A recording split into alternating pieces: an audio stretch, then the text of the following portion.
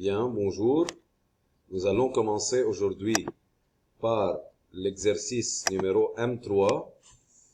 Alors, nous allons lire le petit 1. Un mobile ponctuel M est animé d'un mouvement rectiligne suivant un axe X'(OX) orienté de gauche à droite. Donc, de gauche à droite. C'est tout à fait comme un axe des abscisses ordinaires que vous utilisez en maths. On note XM, son abscisse en mètres, en fonction du temps T en secondes, évidemment dans les unités SI. L'équation horaire est telle que XM de T égale plus 15T moins 20 pour les dates supérieures ou égales à la date d'origine, T0 égale 0 secondes. Déterminer la valeur algébrique Vmx de la vitesse de M en km par heure et préciser le sens du mouvement de M.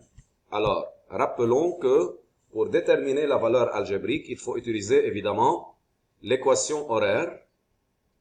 Ensuite, afin de préciser le sens du mouvement de M, il faut retrouver le signe de cette valeur algébrique de la vitesse.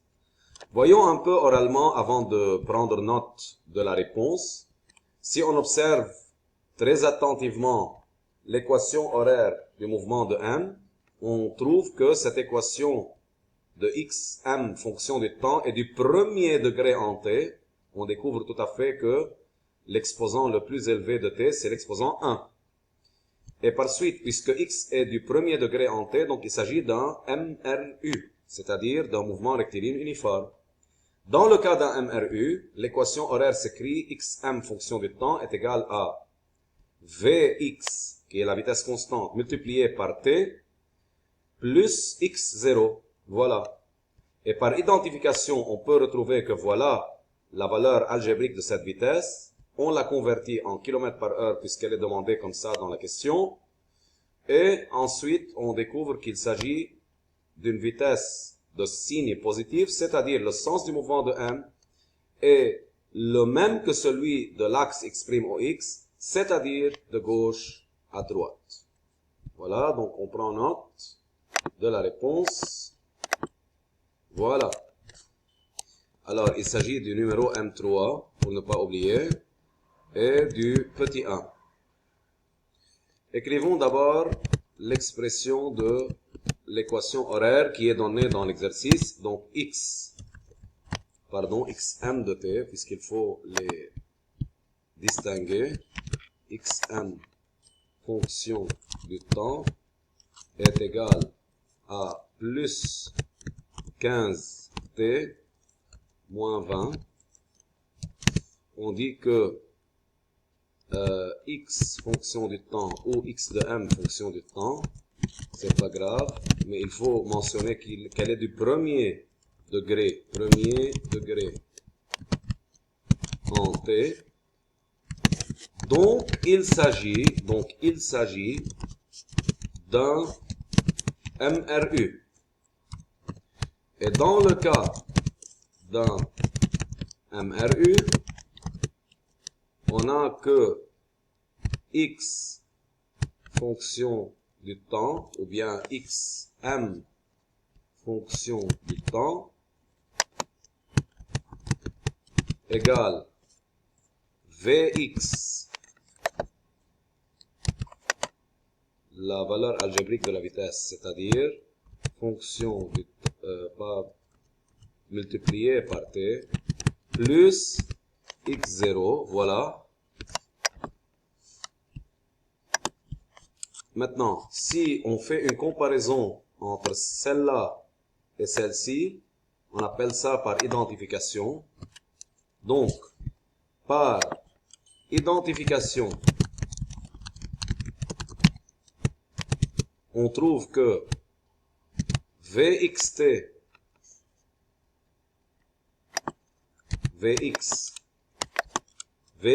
est égal, voilà, Vxt égale 15t, c'est-à-dire Vx égale plus 15 mètres par seconde, ou bien mètre seconde moins 1, c'est la même chose. Qu'on convertit directement en km par heure, il suffit de multiplier 15 par 3,6. Ça fait exactement 54 km par heure, ou bien heure moins 1. Voilà. Et puisque cette valeur est positive, voilà, donc M se déplace dans le même sens que x' au x, donc de gauche à droite. Voilà pour le 1. D'accord? Pour le 2. Pardon, voilà. Un mobile ponctuel P, les questions ne sont pas indépendantes, hein, se dirige de droite à gauche sur une trajectoire parallèle à celle de M, c'est-à-dire rectiligne. Voilà, celle de M. En se déplaçant à la vitesse Vpx de t en valeur absolue est égale à 36 km par heure. Alors, cette réponse signifie deux choses. Premièrement, il faut la convertir en mètres par seconde, puisqu'il faut écrire des équations horaires tout à l'heure. Et deuxièmement, la valeur absolue signifie qu'il faut voir le sens du mouvement de P afin de voir si on enlève la valeur absolue, ça va devenir positif ou négatif comme valeur algébrique. Sachant que P se trouve à l'instant T0, c'est-à-dire à l'instant d'origine, à la date d'origine, au point d'abscisse plus 80 mètres. Ça signifie quoi? C'est-à-dire ça, c'est la valeur de x0. C'est l'abscisse d'origine. Donc P n'a pas démarré de x0 égale 0. P a démarré de x0 égale, ou xp0 égale à 80 mètres. Là, xp0 égale moins 20 mètres en haut, xm0. Déterminer en utilisant les unités SI l'équation horaire xp de t de son mouvement. Voilà. Donc, premièrement, il faut dire que puisque P se déplace à la vitesse constante Vp de x, ou خلاص, à la vitesse constante sur une trajectoire rectiligne, il s'agit d'un MRU également. لاحظتوا, vous avez remarqué que dans le 1, à partir de l'équation donnée, on a découvert qu'il s'agit d'un MRU, puis on a reconstitué le sens du mouvement. Là, on a le sens du mouvement, mais on ne connaît pas l'équation horaire. Il faut la découvrir. On a découvert qu'il s'agit d'un MRU. Il s'agit d'un MRU. Dans le cas d'un MRU, qu'est-ce qu'on a? On a que XP maintenant, pour distinguer avec M. XP, fonction du temps. Fonction du temps.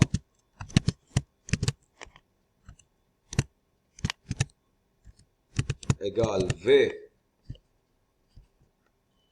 Vpx.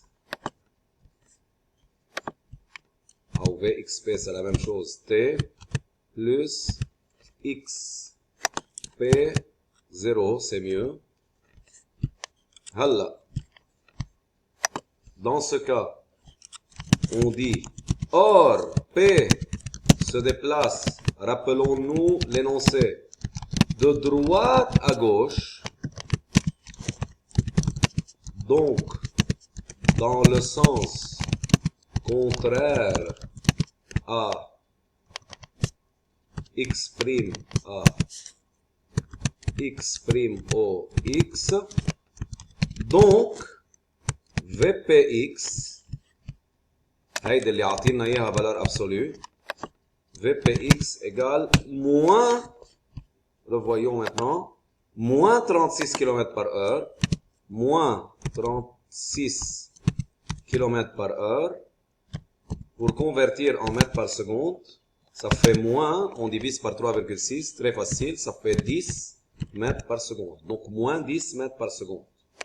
Et on a la valeur de xp0 qui est de 80 mètres. On écrit alors, d'où l'équation horaire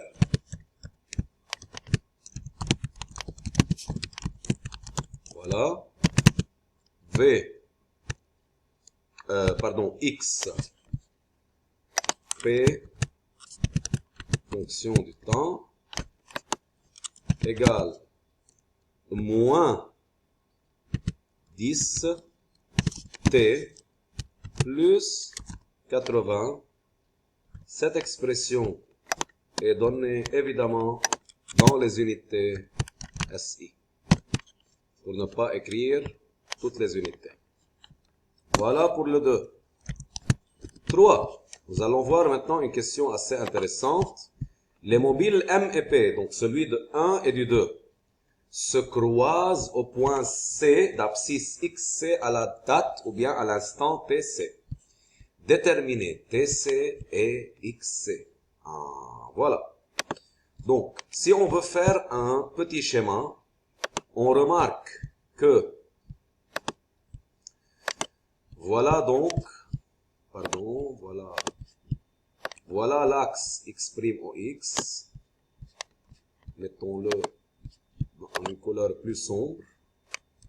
On a, là par exemple, c'est l'abscisse 0 à la date 0. Voilà. Voilà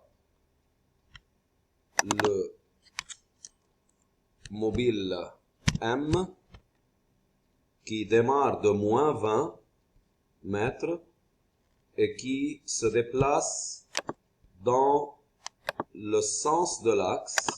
Voilà. C'est pas un vecteur, c'est uniquement pour montrer le sens du mouvement. Alors que le mobile P, le voilà à 80 mètres de l'origine et il se déplace dans le sens contraire. Évidemment, ils vont se croiser quelque part. Ce quelque part va être un point C. Voyons, comment retrouver cette valeur algébriquement? On a l'équation horaire de P, la voilà. On a l'équation horaire de M. Il suffit de les mettre l'une égale à l'autre. On retrouve alors TC. On va appeler le point de croisement C, comme ils l'ont appelé dans l'énoncé. Donc, dans ce cas, xm de t est égal à xp de t en C. Donc, M et P se croisent en C. Donc, plus 15t, on les égalise. Moins 20 est égal à moins 10t plus 80. Je ne vais pas écrire toutes les étapes. Ça fait plus 15t plus 10t, ça fait 25t, égal à plus 20 plus 80, ça fait 100. Ça fait t égale 100 sur 25, ça fait 4 secondes. Et puisque t à t égale 4 secondes, c'est la date TC, je vais l'appeler là TC. On remplace TC égale 4 secondes dans l'une des deux équations. On obtient alors la valeur de XC. XC égale à 15t moins 20, c'est-à-dire 15 multiplié par 4 moins 20, ça fait 15 fois 4, ça fait 60, moins 20, ça fait 40 mètres. Donc c'est quelque part là qu'il y a le point C.